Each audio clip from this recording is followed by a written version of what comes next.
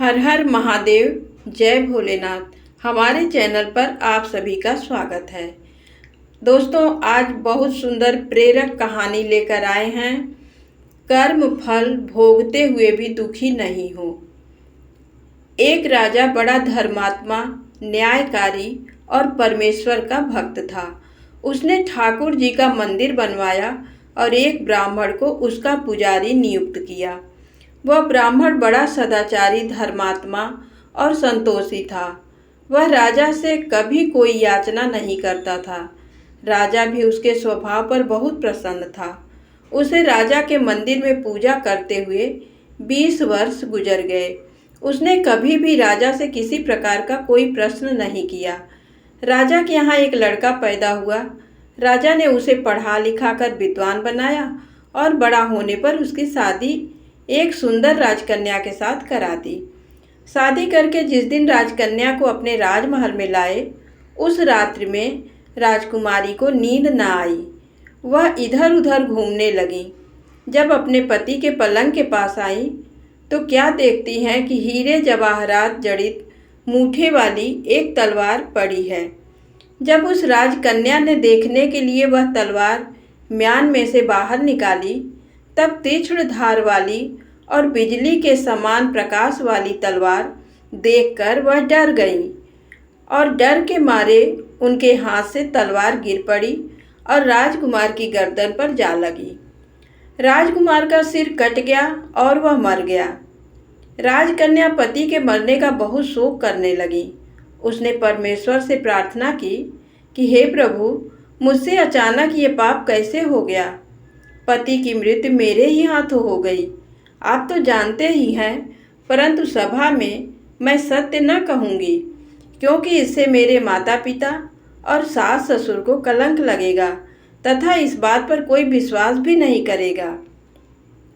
प्रातः काल में जब पुजारी कुएं पर स्नान करने आया तो राजकन्या ने उसको देखकर विलाप करना शुरू किया और इस प्रकार कहने लगी, मेरे पति को कोई मार गया। लोग इकट्ठे हो गए और राजा साहब आकर पूछने लगे, किसने मारा है। वह कहने लगी, मैं जानती तो नहीं कि कौन था, परंतु उसे ठाकुर जी के मंदिर में जाते देखा था। राजा समेत सब लोग ठाकुर जी के मंदिर में आए तो ब्राह्मण को पूजा करते हुए देखा। उन्होंने उसको पकड़ लिया और पूछा, तूने राजकुमार को क्यों मारा। ब्राह्मण ने कहा, मैंने राजकुमार को नहीं मारा। मैंने तो उनका राजमहल भी नहीं देखा है। इसमें ईश्वर साक्षी हैं। बिना देखे किसी पर अपराध का दोष लगाना ठीक नहीं। ब्राह्मण की तो कोई बात ही नहीं सुनता था। कोई कुछ कहता था तो कोई कुछ। राजा के दिल में बार बार विचार आता था कि यह ब्राह्मण निर्दोष है। परंतु बहुतों के कहने पर राजा ने ब्राह्मण से कहा, मैं तुम्हें प्राण दंड तो नहीं देता, लेकिन जिस हाथ से तुमने मेरे पुत्र को तलवार से मारा है, तेरा वह हाथ काटने का आदेश देता हूँ। ऐसा कहकर राजा ने उसका हाथ कटवा दिया। इस पर ब्राह्मण बड़ा दुखी हुआ और राजा को अधर्मी जान उस देश को छोड़कर चला गया। वहाँ वह खोज करने लगा कि कोई विद्वान ज्योतिषी मिले तो बिना किसी अपराध हाथ कटने का कारण उससे पूछूं। किसी ने उसे बताया कि काशी में एक विद्वान ज्योतिषी रहते हैं। तब वह उनके घर पर पहुंचा। ज्योतिषी कहीं बाहर गए थे।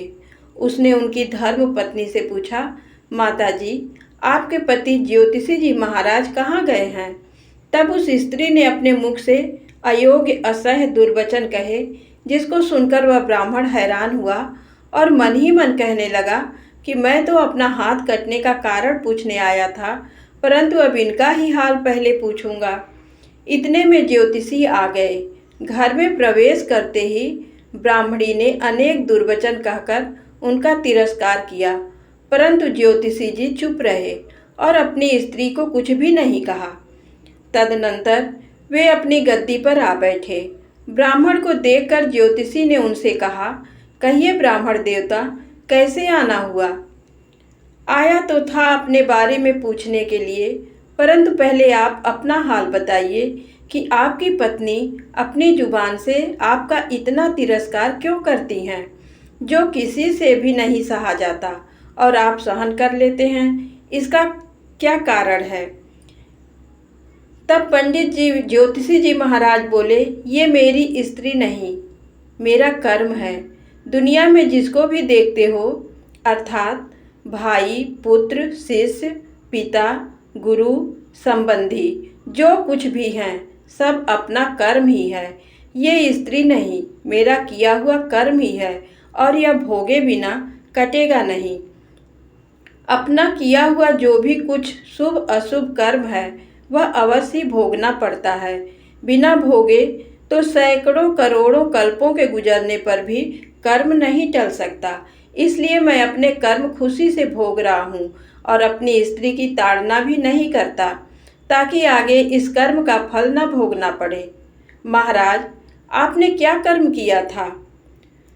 तब ज्योतिषी जी महाराज बोले, सुनिए, पूर्व जन्म में मैं कौवा था और मेरी स्त्री गधी थी। इसकी पीठ पर फोड़ा था। फोड़े की पीड़ा से यह बड़ी दुखी थी और कमज़ोर भी हो गई थी। मेरा स्वभाव बड़ा दुष्ट था, इसलिए मैं इसके फोड़े में चोंच मारकर इसे ज़्यादा दुखी करता था। जब दर्द के कारण यह कूदती थी तो इसकी फजीहत देखकर मैं खुश होता था। मेरे डर के कारण ये सहसा बाहर नहीं निकलती थी, किंतु मैं इसको ढूंढता फिरता था। यह जहाँ मिले वहीं इसे दुखी करता था। आखिर मेरे द्वारा बहुत सताए जाने पर त्रस्त होकर यह गांव से 10-12 मील दूर जंगल में चली गई। वहां गंगा जी के किनारे सघन वन में हरा हरा घास खाकर और मेरी चोटों से बचकर सुखपूर्वक रहने लगी। लेकिन मैं इसके बिना नहीं रह सकता था। इसको ढूंढते ढूंढते मैं उसी वन में जा पहुंचा और वहां इसे देखते ही मैं इसकी पीठ पर जोर से चोंच मारी तो मेरी चोंच इसकी हड्डी में चुभ गई। इस पर इसने अनेक प्रयास किए, फिर भी चोंच न छूटी। मैंने भी चोंच निकालने का बड़ा प्रयत्न किया, मगर नहीं निकाल पाया। पानी के भय से ही यह दुष्ट मुझे छोड़ेगा, ऐसा सोचकर वह गंगा जी में प्रवेश कर गई, परंतु वहाँ भी मैं अपनी चोंच निकाल नहीं पाया। आखिर मैं यह बड़े प्रवाह में प्रवेश कर गई। गंगा का प्रवाह तेज होने के कारण हम दोनों बह गए और बीच में ही मर गए। तब गंगा जी के प्रभाव से ये तो ब्राह्मणी बनी और मैं बड़ा भारी ज्योतिषी बना। अब वही मेरी स्त्री हुई जो मेरे मरण पर्यंत अपने मुख से गाली निकालकर मुझे दुख देगी और मैं भी अपने पूर्व कर्मों का फल समझकर सहन करता रहूँगा। इसका दोष नहीं मानूंगा, क्योंकि यह किए हुए कर्मों का ही फल है, इसलिए मैं शांत रहता हूँ। अब अपना प्रश्न पूछो। ब्राह्मण ने अपना सब समाचार सुनाया और पूछा, अधर्मी पापी राजा ने मुझ निरपराध का हाथ क्यों कटवाया। ज्योतिषी बोले, राजा ने आपका हाथ नहीं कटवाया, आपके कर्म ने ही आपका हाथ कटवाया है। पंडित जी बोले, किस प्रकार। पूर्व जन्म में आप एक तपस्वी थे और राजकन्या गौ थी तथा राजकुमार कसाई था। वह कसाई जब गौ को मारने लगा तब गौ बेचारी जान बचाकर आपके सामने से जंगल में भाग गई। पीछे से कसाई आया जो कि राजकुमार थे और आपसे पूछा कि इधर कोई गाय तो नहीं गया। आपने प्रण कर रखा था कि झूठ नहीं बोलूँगा, अतः जिस तरफ गौ गई थी उस तरफ आपने हाथ से इशारा किया तो उस कसाई ने जाकर उस गाय को मार डाला। गंगा के किनारे वह उसकी चमड़ी निकाल रहा था, इतने में ही उस जंगल से शेर आया और गाय और कसाई दोनों को खाकर गंगा जी के किनारे ही उनकी हड्डियां उसमें बह गईं। गंगा जी के प्रताप से कसाई को राजकुमार और गौ को राजकन्या का जन्म मिला एवं पूर्व जन्म के किए हुए उस कर्म ने एक रात्रि के लिए उन दोनों को इकट्ठा किया। क्योंकि कसाई ने गौ को हंसिए से मारा था, इसी कारण राजकन्या के हाथों अनायास ही तलवार गिरने से राजकुमार का सिर कट गया और वह मर गया। इस तरह अपना फल देकर कर्म निवृत्त हो गया। तुमने जो हाथ का इशारा रूप कर्म किया था, उस पाप कर्म ने तुम्हारा हाथ कटवा दिया है। इसमें तुम्हारा ही दोष है, किसी अन्य का नहीं। ऐसा निश्चय कर सुखपूर्वक रहो। कर्म फल का भोग टलता नहीं। कितना सहज है ज्ञान संयुक्त जीवन। यदि हम इस कर्म सिद्धांत को मान लें और जान लें तो पूर्वकृत घोर से घोर कर्म का फल भोगते हुए भी हम दुखी नहीं होंगे, बल्कि अपने चित्त की समता बनाए रखने में सफल होंगे। भगवान श्री कृष्ण इस समत्व के अभ्यास को ही समत्व योग संबोधित करते हैं, जिसमें दृढ़ स्थिति प्राप्त होने पर मनुष्य कर्म बंधन से मुक्त हो जाता है। धन्यवाद।